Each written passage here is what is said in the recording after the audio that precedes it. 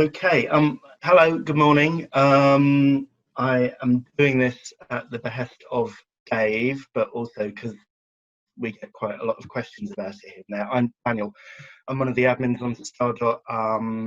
I have had Acorn machines for some years. I've still got my very suntanned Acorn Electron sitting here on the shelf. But what I wanted to talk about today was preserving decaying floppy disks. Let me make sure I can see this. But what I'll attempt to cover is a little bit about disks and the drive. I'm sure this will be teaching a load of people to suck eggs, but may not. Formats of the disks, a little bit of a discussion about the philosophy of preserving them, how we can go about preserving them, including the tools needed, and a case study, and then I will try and answer questions. I do not profess to be an exceptionally detailed expert in all aspects of this, but I have an overview of doing it, and I've done it quite a few times with quite a few different disks, so we'll see where we get to. Right. I should also say that I've pillaged lots of this, and I've learned lots of this from Jean-Louis Guérin's website. It is excellent. He has collated a huge amount of information about the sort of low-level workings of floppies and protection on the ST and all sorts of other things. And I thoroughly recommend having a look at his website if you want to try and burrow through more. So, floppy disks. I think everyone has probably seen one of them, from 8-inch all the way down to 3.5-inch, some of which are high density, some of which are double density, but they're dying. The data on them is harder to get off. We've got fewer machines that can deal with them, and so that's really what we want to sort of try and look at doing, is getting the data off those disks and preserving it for future use, and be able to access it as it was originally accessed. A little bit about the drive. So essentially, what the drive is doing is reading magnetic fluxes off the surface of the disk. So the disk is a piece of mylar coated in a material, or in an iron oxide that can be magnetized, and that's spun around, and the head just sits above it and just measures when the polarity, or the way that the iron oxide has been magnetized, flips, a change in polarity or a flux, and it'll have something to spin the disk. On many systems, there's something to check where the disk is, so that's that index LED. I don't know whether you can. Oh, you can see that nice index LED. So that tells it where it is. So on a 5.25-inch drive, that's a hole. On a 3.5-inch, it's the orientation of the spindle. Something to drive the disk head up and down, and something to also to tell you when you've hit the end and you can't go any further. So what's actually on the disk? Well, this is, as I say, flux changes in polarity of the surface. So when a disk is written, the right head, a current is applied to it, and it lines up all of the little tiny magnets, I guess, in the surface of the disk in one direction, and then it can flip them and magnetize them in the opposite direction. And this goes on, and if you do this round the track, you can then read it back in exactly the same way you'd read a tape back, just by seeing when these polarities change, and it will lead to a little jump in current. It will induce a current in the read head. So that's essentially what you're doing. You're looking at when the polarity of the surface of the disk has shifted. And what the disk drive will do is take those sort of subtle shifts in polarity, amplify them, and turn them into distinct pulses, which are what are transmitted back to the computer. So the computer gets back a series of pulses, or if it wants to write a disk, it's transmitting a series of pulses. So that's fine, okay? You've got pulses going going in and out, but what do they mean? So the most important thing, I've put these in the wrong order, the most important thing actually, so far as the computer is concerned, or so far as interpreting these, is the time between the pulses. And that's dictated by the speed of the disk. But you can use the time between the pulses, or the flux changes, to say whether you're reading a 1 or a 0, or that's basically it, 1s and 0s. So I've got two pictures here. This is a scatter plot from, well, on the left hand side is a single density disk, and you can see that the pulses are either 4 microseconds or 8 microseconds between them, and that will be whether, so things which have a 4 microsecond pulse between them will actually be 1s on the disk. Things that have an 8 between them will be 0s on the disk, and I'll explain a little bit why in a second. And then next to that is a dual density disk, and you can see that the pulses are falling at 4, 6, and 8. And there's a reason for that. And I'll go backwards now. And the reason for this is the encoding scheme. So you've got pulses, you've got the time between them, but you have to work out how to sort of reliably convert those back into 1s and 0s. So FM, which is the format that or frequency modulation, or single density, which is the format that the Beeb uses, has a constant ticking of a clock every 8 microseconds, which is why you see a 0 will still register pulses of 8 microseconds. So if you're getting 2 reversals within that 8 microsecond window, i.e. 4 microseconds and 4 microseconds, that's 1. And only 1 reversal, that's at the 8 microseconds, that's the clock, which is constantly beating along to keep all the hardware circuitry and the drive sort of ticking with it. That will be 0. That's fine, and we know that we can store 200k aside on an 80 track with the BBC, but it's not the most efficient use of space. So modified frequency modulation, or double density, you only get a clock if there is a 0 preceded by a 0. And that essentially means that you can squeeze an awful lot more in to a much smaller space, as the bottom of these two demonstrates or illustrates. I mean, the reason for this is because if you don't have any pulses at all, your phase lock loop in the actual drive starts drifting off and you become unreliable. So having pulses at least a sort of semi-regular sort of interval keeps everything locked in and keeps the drive being able to read the pulses on the disk and keeps time between them. So we've got pulses and the time between. We know how to change pulses back into 1s and 0s, and it's those 1s and 0s which actually end up being the physical format of the disk.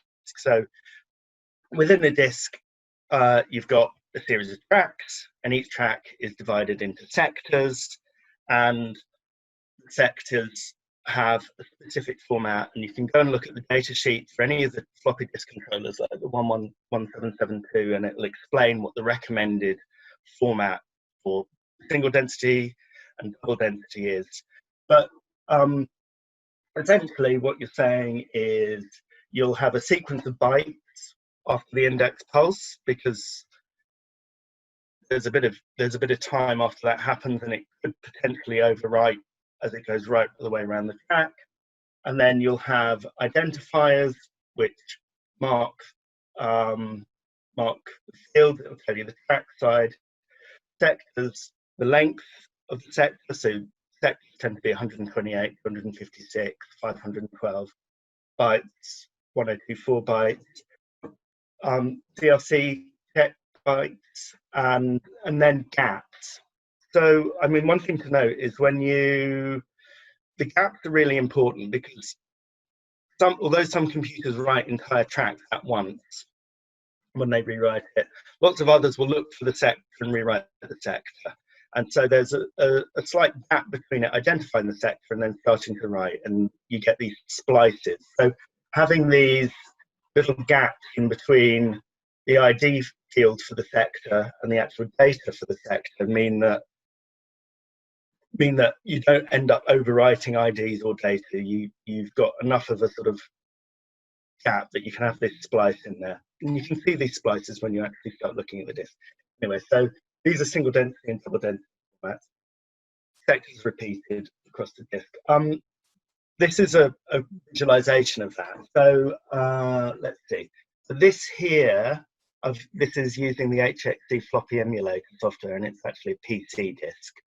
But you can see that's where the index lies, and then each sector, the light green is the sector header, and then dark green is data, the data field.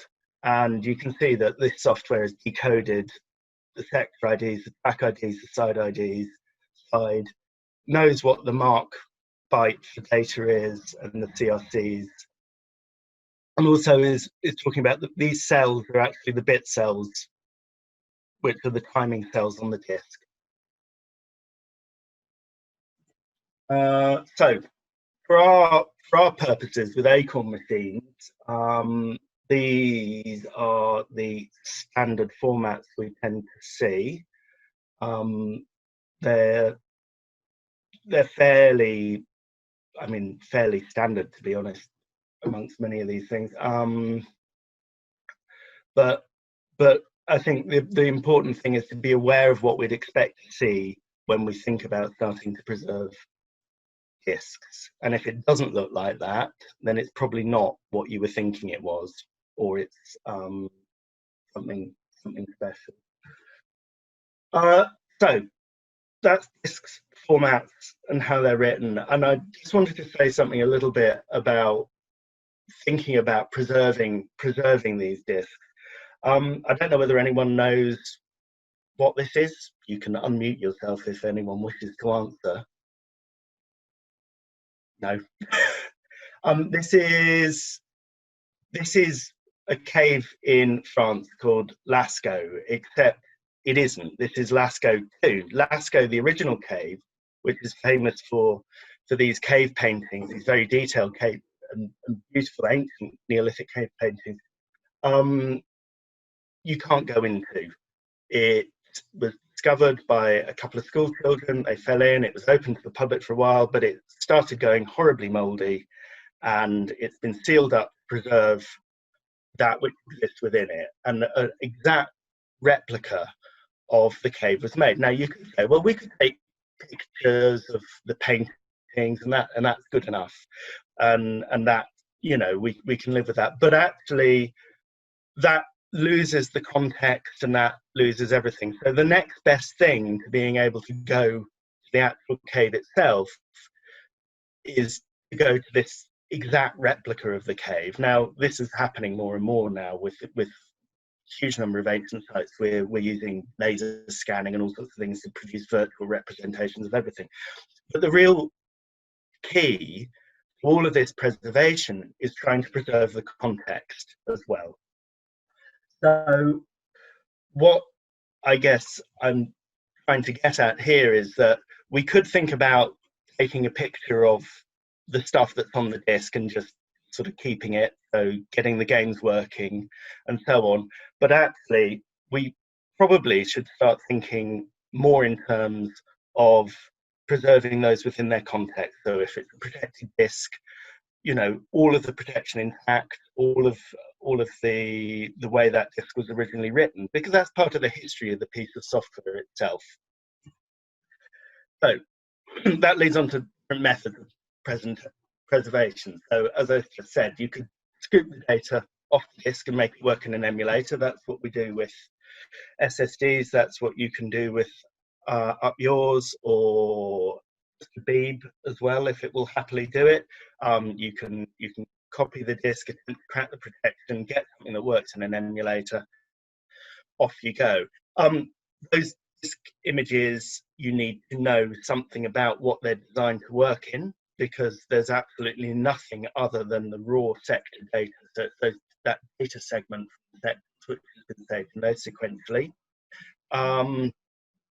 It doesn't tell you anything about the geometry of the disk or anything. You could scoop it off and try and include some information about the format. There's a few that do that, formats that do that.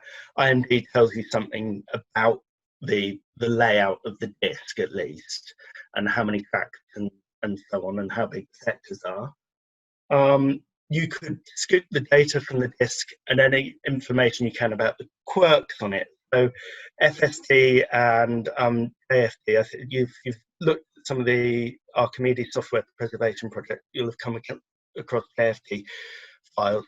They try and store information about the errors which are used in copy protection. So an awful lot of copy protection works by causing the disk controller to produce an error and spotting that error or an inconsistent result, and spotting that when it checks for whether it's an original disk is what allows it to run. So if you know what those errors that you're expecting to see are, and you can inject them into the proceedings, then you can fool the copy protection and make it run. So with these, you have an indication of what was on the disk, but you don't know what actually caused the error. You just know the secondary effect.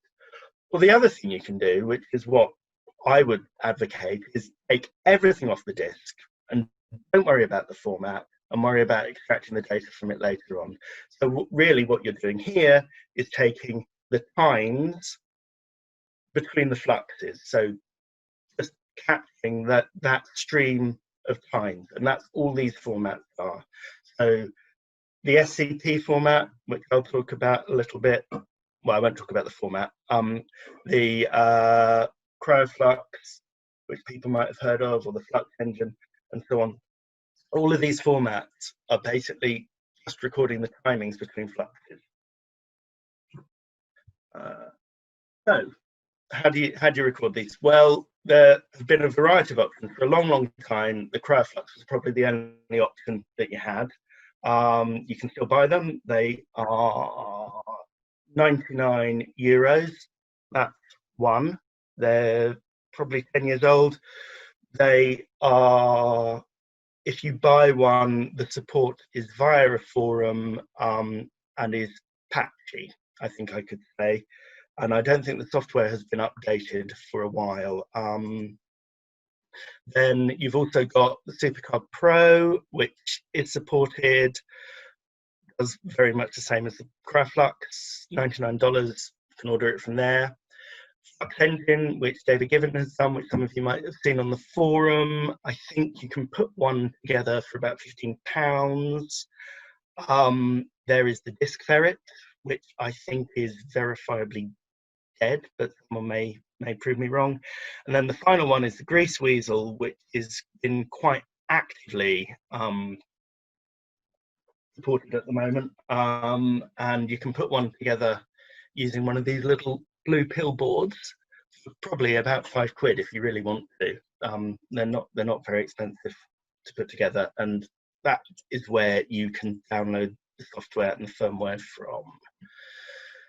So that one. So what do I use? I have got a couple of 5 1/4 inch drives that I use. I use a 40-track one and an 80-track one, and those I use with a slightly later model of the Greaseweazel. I've got an 80-track 3.5 inch drive.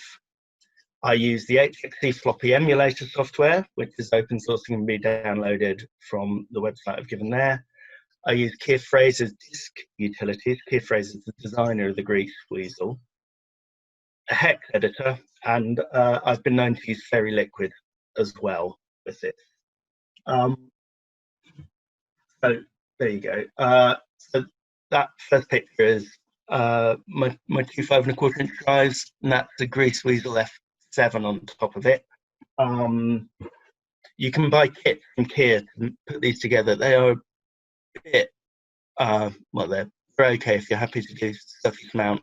This is one in progress. I think he's charging £7 or £8 for one of the kits with all the parts. So they're not very expensive. Or if you go the other route, which is the F1 route, you need to find yourself a blue pill board, which doesn't have a fake microcontroller on it. Your mileage may vary. Bitsbox seem to be selling genuine ones, but you know, up to you. If you're happy putting something together, going for this one is probably the best route. Right, what I said I'd do now is attempt an ill-fated live demo. So what I'm going to try and do is just quickly. I've got a copy of that, which I've popped in. Let's see. I'm going to share a different window. I've popped in my 8-track drive. So the way Greaseweazel works, basically, you attach the drive to it, and it takes over controlling the drive, and you run it connected to your PC via USB cable from the command line. You used to have to install Python, but the whole thing is now standalone. So let me just share this other window.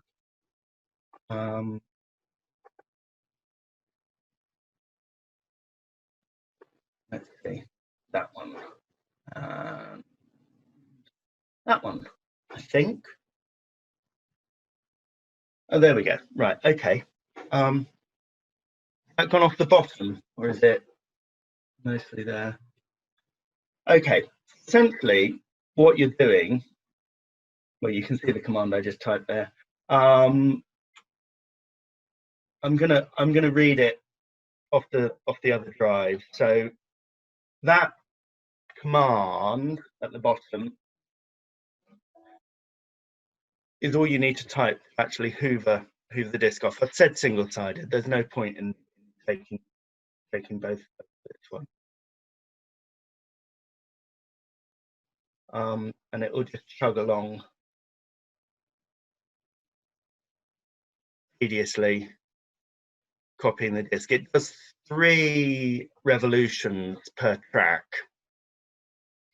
I'm not sure at the moment whether you can access the different revolutions or whether the HFE software takes them into account when it's trying to decode them.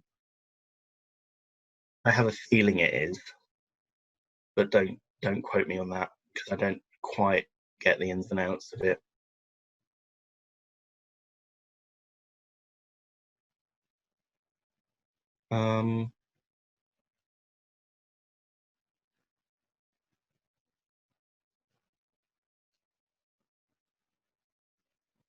Slow and tedious.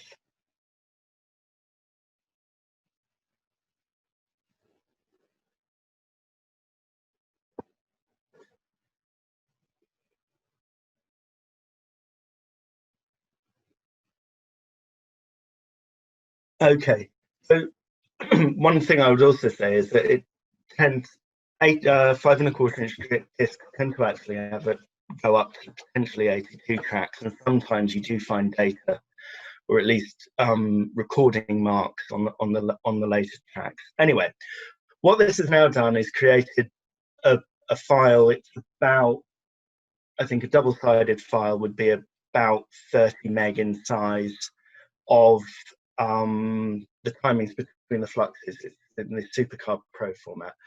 You've got a couple of different options now to try and process that into something that you can try and look at the data in. And what I tend to do is load it into the HFE Floppy emulator, simply because it gives you a visualization of it. If I go to load that, okay, I need to share a different screen. So new share, we'll share this. See that? Right, there we go. That's the HFE software. So we say load, I think it's this one, and that's the file that I just produced. Open. Okay, so that's done that. And what the HFE software will do is attempt to decode whatever's on the surface of the disk. So if I click this, whoop, oh dear. Right, okay, there you go. You can see that it has decoded it. You see these gaps between the tracks. That's because it's actually a 40-track disc.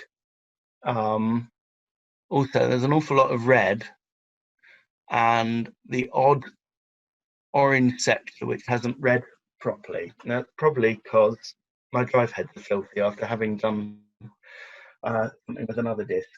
Anyway, what you can do then, I don't know whether it will show up. Yes. Okay, we can certainly start tidying this up a little bit and say, well, we'll remove the odd tracks because we know it's meant to be that. And you can see where these other sort of flaky bits are. And we could actually say, if I want to have a look at one of these tracks which has an error in, there we go. There, you can start saying, well, what's gone wrong here and why is it an error and what's the error? For this one, the CRC is bad. It could be that one of the bits is a bit flaky inside it. I don't know, you'd have to look at it in more detail. Anyway, that's the basic principle with this. Once you've got that, though, and assuming it looks okay, it's simply a question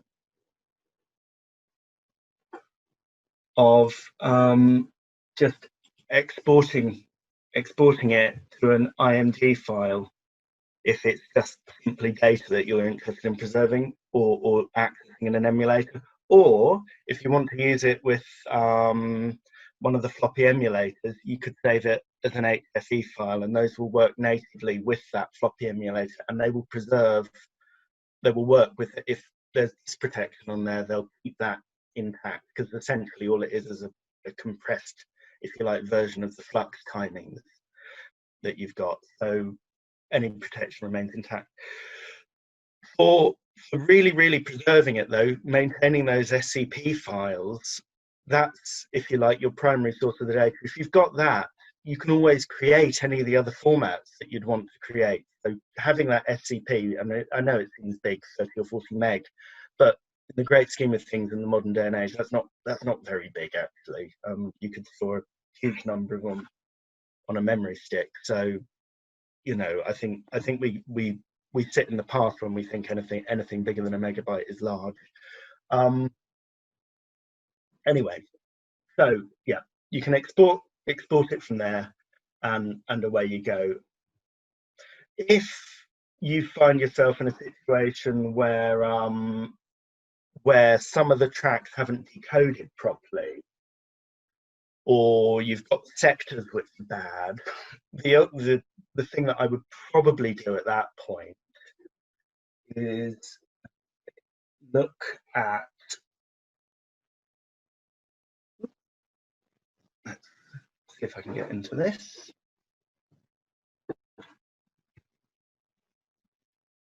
Okay, what I would probably do at that point is use some different software to have another go at decoding the disk image. So if Razor, again, you probably find it on his GitHub, has produced a set of utilities called disk utilities.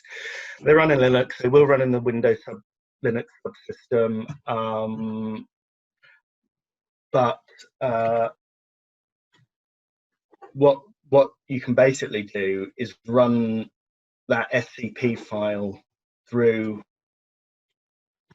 his disk utilities or disk analyze. My paste. There we go. And that will give you another run at it, and it will attempt to decode it. And hopefully, between using the two different bits of software, you'll end up with enough good tracks to be able to get the data off the thing. So that and a hex editor together, in piecing the pieces together, you should be able to recover a lot more than you would with just one of the bits of software on its own. So There we go. Let's go back to this.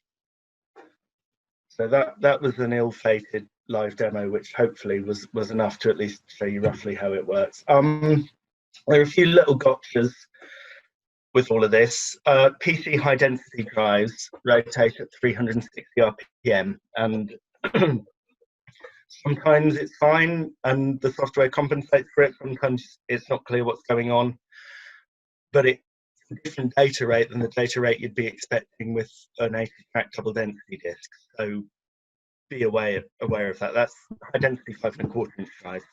PC drives are set to drive 1 by default. There are a number of people I've seen go, my disc is not working with my Greaseweazel, and it's because you're asking it to look at the wrong drive. Always check your disc for damage or mold first before you run them through a drive, or you end up with dirty drive heads that you have to clean. Keep the lids off your drive and not clean them with Q-tips. I have personally managed to bend the springs on heads with a Q-tip before, and other people have definitely done it. And although you may be fine, you probably, well, you run the risk of not being fine and knackering a drive. I would generally advise using folded up lens tissue or something like that, or even a chamois tip dipped in isopropanol, and you can slide that between the heads, close the drive door, and just gently move it around, and you won't put any undue pressure on the head. No, Bill, I do not have any 5¼ inch cleaning discs. I do 3½ inch, but 5¼ inch, you'll end up having to pay upwards of 20 quid now, if not more. I think CJE will hire you one for a week for a fair amount of money. So no, I don't have any 5¼ inch cleaning discs.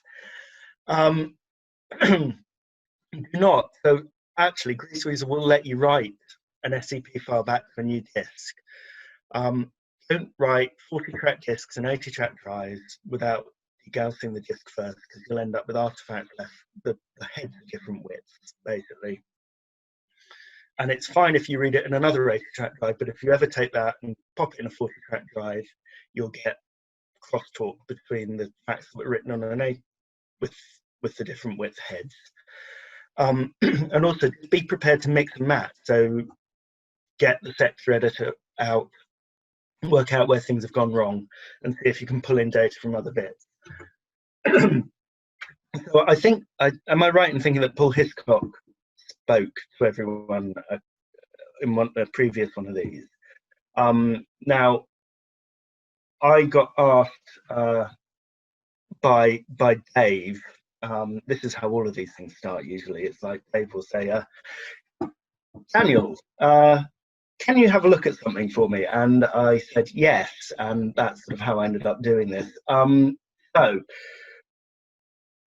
basically, as I understood it, Dave had been talking to Paul who previously worked at Computer Concepts and had a game that he'd written called Android Attack, and there were a load of discs, and he tried to recover this off one of the discs, and it hadn't worked. And would I mind taking a look? And I said yes. So what I got was an awful lot of discs, and a lot of them were moldy, quite moldy. And mold and disk drives do not get on with each other. So when you encounter this, you've got a couple of options. You can either try and whisk it off with isopropanol, but isopropanol can be a bit aggressive, and I have seen it take the surface off discs before. So, you know, you might want to do that, you might not. What I ended up doing with this disc was cutting open the sleeve and sliding it out completely, the middle bit,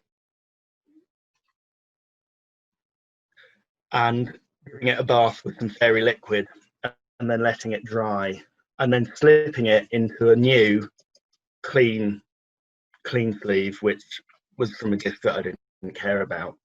Now, I don't know whether you can see this. The disc itself was fairly damaged on. You probably can't. Yeah, actually, I can't really shine a light through it very easily.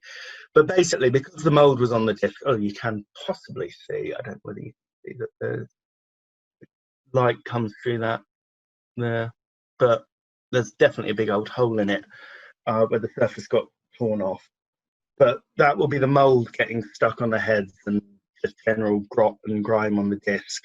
And if you run it through without cleaning it, you end up with that. So I had a damaged disc, but in a new sleeve, and ran it through the process which I've just described. And this is what sort of dropped out of it. And it wasn't as bad as it could have been, but it wasn't brilliant. So yeah, that is sector 2.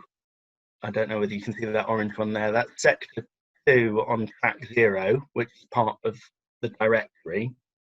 There's something wrong there. There was something wrong over here. Something wrong there. These little red bits aren't too much to worry about, but there was also something wrong down here. Now this one isn't a problem, because if you can see, it's a different shade of green. These are empty tracks over here. There's all empty sectors. There's nothing in there, so I wasn't too worried about this.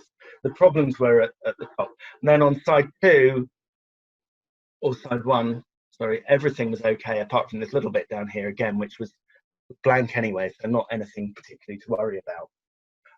Anyway, I had a go with this. It didn't come out of the HFE software very well. I sent it a copy of the file to Keir Fraser, who ran it through Disk Analyze, which is what I just showed you, which came out with a much better copy of it, but it still wasn't perfect.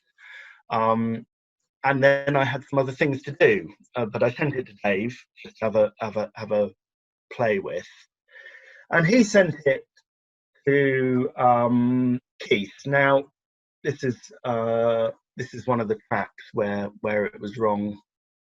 Just looking at the track view, so you can get at the data and you can see what's there, but the question is what should be there. Anyway, this led to a bit of a discussion between Keith and myself on Facebook one evening, as we sat there with the directory, looking at it in DFS Explorer and a hex editor, and attempting to work out what we thought should be where the files were, whether there was any difference between the files. And between the two of us, and mostly Keith, to be honest, we got the whole disk and all of the files put back together, just with a bit of detective work there, and ultimately now I think we've got working copies of both of the Android disks that Paul gave for us to image. So it was doable, but it you had to get your hands a bit dirty. Anyway, that's basically that. I'm sorry that doesn't seem very organized, this whole thing, but I'm really happy to take any questions. Okay. So what's the best thing? If I look at the chat, is that the best way of doing this? I think. Wow. Okay. Right. So are all drives and heads made equal? Is there any better success? I've got a TIAC drive as my high density 5¼ inch. It's the TIAC 55F or something like that. So it works fine. I've not had any problems with it. And then the 40 track one I've got, I can't remember. I got that new old stock off eBay for 20 quid, because it looked like something worth having. And I'll have to take the lid off it and tell you what it is. I think I can't remember which model it is. I've had no trouble. 3½ inch. I use a Sony 920, and that's been reliable as anything. So Do I read the disc once using the Greaseweazel? Yes, initially. I would. I tend to assume that you've got one hit on these things initially, so I would try and make sure that the disc is in the best possible condition I can before I attempt to read it.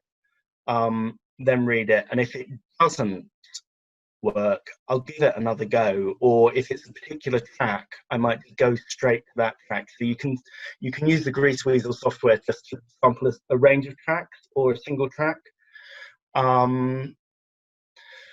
So are the flux captures completely successful? Well, the flux captures are completely successful. They'll capture everything on the disc.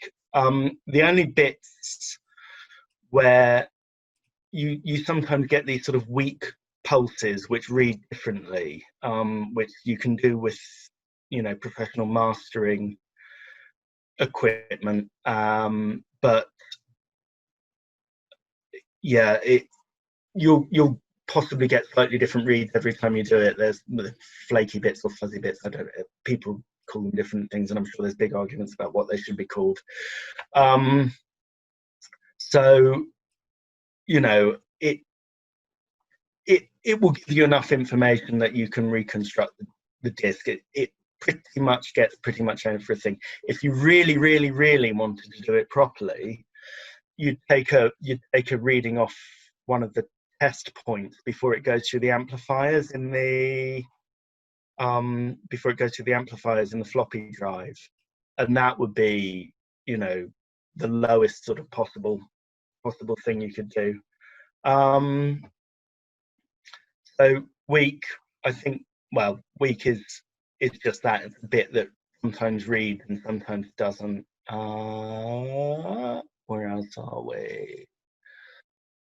Any attempt to fix dodgy pulses? No one's written it, but there's absolutely no reason why we can't, because all of the tool chain that I'm using is completely open source. So you could brute force it. If you had a rough idea where you thought your dodgy bits were, yeah, I mean, just go for it.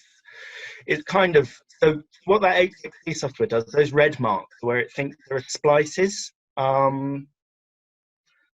and it very often, if there's damage to the disc surface, it looks like a splice. It looks like that track wasn't written in a continuous sort of stream of data. So you can sort of, you should be able to identify iffy areas and then attempt to fiddle with the bits until the CRC's worked. Sometimes, though, it's the CRC is just registered as 0, which doesn't really give you any indication as to whether you've got the right thing. So if the CRC itself is not right, then, you know, yes, I think the other thing would be to repeatedly sample an area and probably use some sort of heuristic algorithm to try and work out what you think the most likely bit for anything is. Any more? No questions from me. I was just going to say thanks, Daniel. That was great. I really enjoyed that. Oh, you're welcome. If anyone thinks of anything, just ask on the forum, or you can nobble me on Facebook. I should say that the Greaseweazel things themselves are really, really, really well supported by Keir Fraser. Even though that entire thing's open, he spends an awful lot of time on it and is very sort of attentive, answering questions and fixing bugs as well, because there obviously are bugs still in the software. So that people encounter from time to time. But these days, I honestly, I don't think I could recommend going another route with it. I don't think that you gain anything from going with a cryoflux or anything like that. In fact, I think it's a bit of a retrograde step these days. So I'd be worried that you'd be reading with errors and only discovering them later when looking at the PC. So I think the thing is, you don't, well, assuming that you've got a clean drive heads and and a clean disc, you're basically saying that a disc is the question. I guess the question is the error something that you can read through, or is the error something which is actually you've just lost that data from the surface of the disc? Realistically, you're working on a PC which is next to the drive that you've read from, so you're going to see that error as soon as you load that file. So there's nothing to stop you going back and rereading that track again if there appears to be an error on it. If you allow the thing just to hammer away at the disk, you may well just be destroying more of the data or clogging up your heads for later down. At least you get a chance to breathe, think about what you're going to do next, and then do it. I think we always, I once set my CryoFlux up to read, attempt 50 rereads if it couldn't read a track, and it did basically grind its way through a disk surface, which was not particularly useful because I left it on its own doing it, and it then ripped up further tracks down the disk as it managed to get something that seemed to make sense to it, and then continued to burrow a groove across the disk surface. So I'd prefer to only let it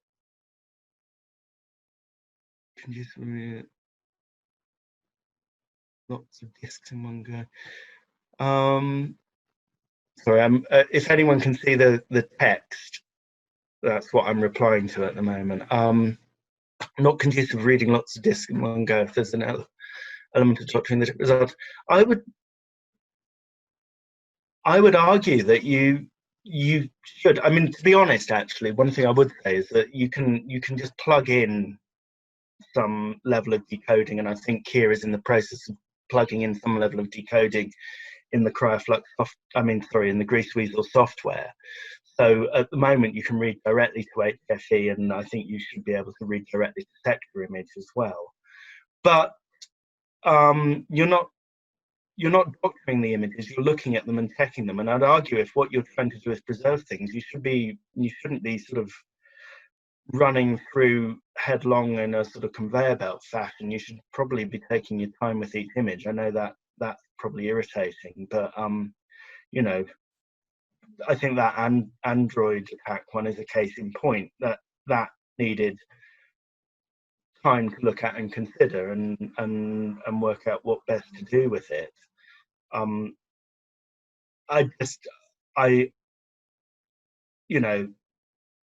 If you want to get through an awful lot of disks awfully quickly, then yeah, by all means. Are there any plans to host an SCP archive? I think there should be. I think that would be the ideal thing to preserve. I don't know where we'd do it and how we'd do it, but I genuinely think that's what we should be keeping. I think if you talk to Keir Fraser, he'll say that there are a couple of things that SCP as a format can't quite capture, but with a couple of extensions it could. And I think that's probably a broader discussion that needs to be had. So if anyone has any ideas about that.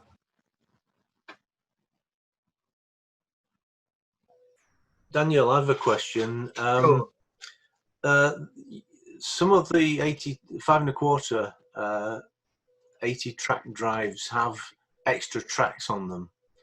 Yeah. Is this the case with 3.5 inch? Yeah, 3.5 go up to 84 very often. Oh, that's good, because I've got a piece of software, DOS software on 5 1/4 that actually stores how many installations you have on the past the 80 track. So I want to convert that down into 3.5 so I can actually use it. Yeah, no, it will.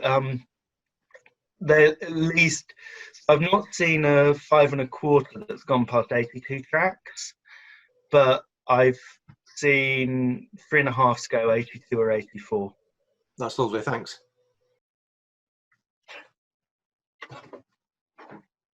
That's an Electron Exile, I think.